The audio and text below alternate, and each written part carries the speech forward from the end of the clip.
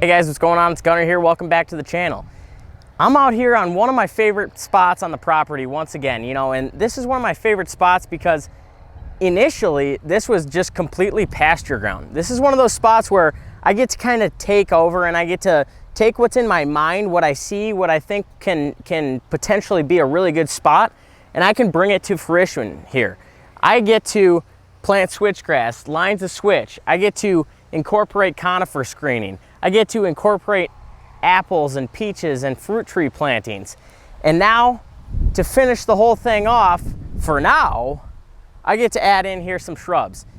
Now, as you can see here, I've got a bucket full of red osier dogwood here that I'm gonna put in the ground here this afternoon.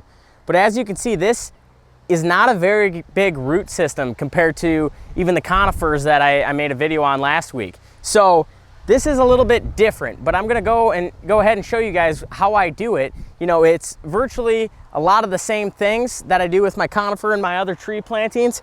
I'm using my car mat here. I'm using that to break up the soil, but I'm actually using a tree tube when it comes to these red osier dogwood. Because they have such high attraction for whitetails and wildlife, as they start to mature and flower out, they produce a berry into the fall time that's highly attractive for turkeys, pheasants, birds. Guys, it's Gunnar. Look, a lot of you guys have been talking to me, telling me how you need help. Well, I want to talk to you today about whitetail coaching. One-on-one virtual coaching with me.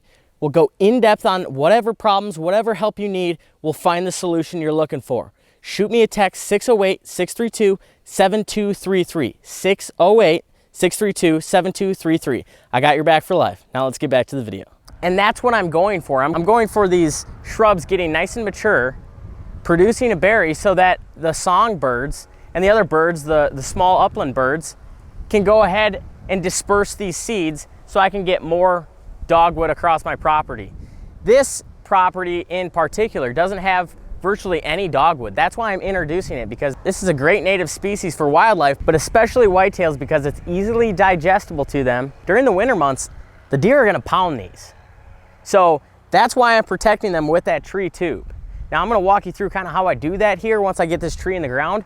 But one thing that I like to do is I've got a bucket of water here. Now it's a quarter of the way full, and I'm just dipping these roots right in this water to give them a little bit of moisture. I don't have a polymer acrylic that I did with my conifer trees, but these red osier dogwoods get established really easily. That's why I'm incorporating them here within my fruit tree line. Now, the reason that I'm doing that is I'm trying to create as much diversity, put as much attraction on this line of movement as I possibly can.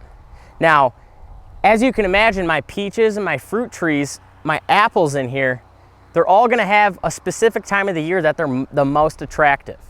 Now, my apples might drop early October, late September. My peaches maybe sooner than that.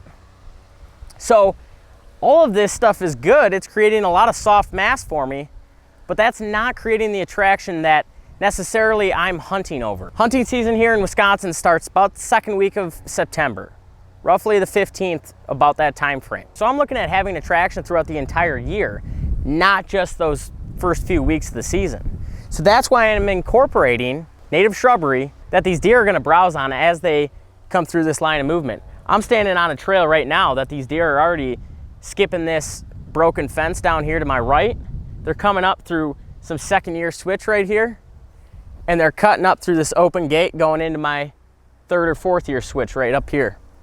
I've got my conifer planting, my screening along here, as well as some plantings going this way. I've got a beautiful oak sitting right in the corner right here that I can foresee myself sitting in down the road, watching a big buck come right up this drainage, cut this corner, hit a scrape on this apple tree, work scrapes along this whole side, maybe eat a few apples, nibble on some dogwood, and a perfect shot opportunity in this corner. So all of this I can see in my head. That's what I'm trying to portray to you guys here, is a lot of this stuff, you can visualize a lot of this stuff and you can bring it to fruition with different plantings. That's why it's so customizable, this land management, the whitetail habitat, all of this stuff is super customizable to one specific property.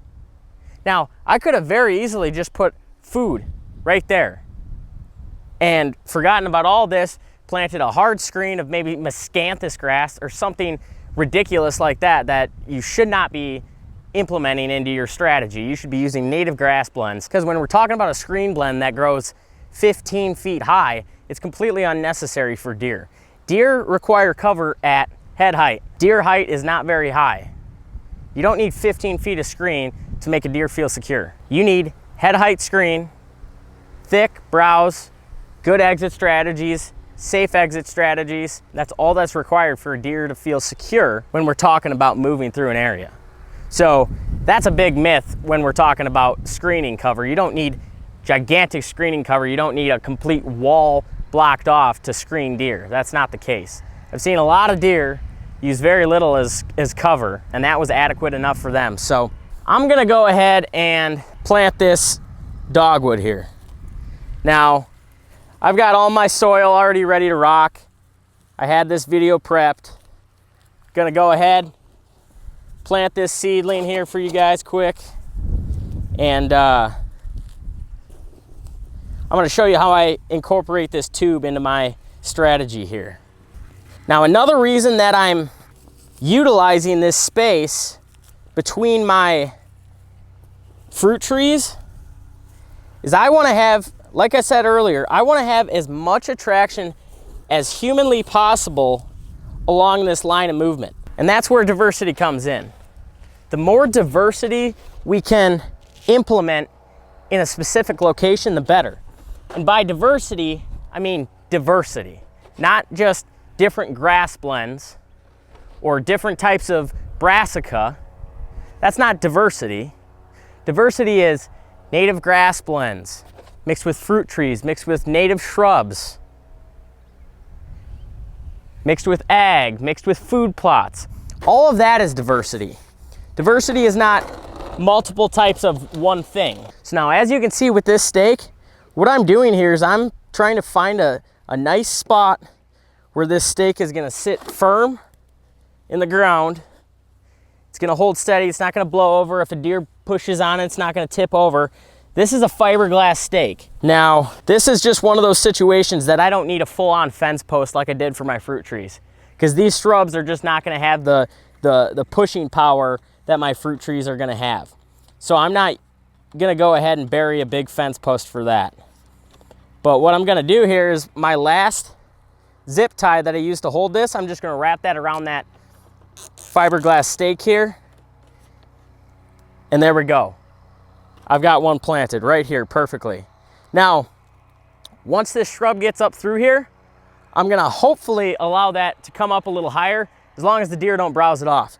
But I've seen shrub plantings where deer will browse these off as soon as they get right here.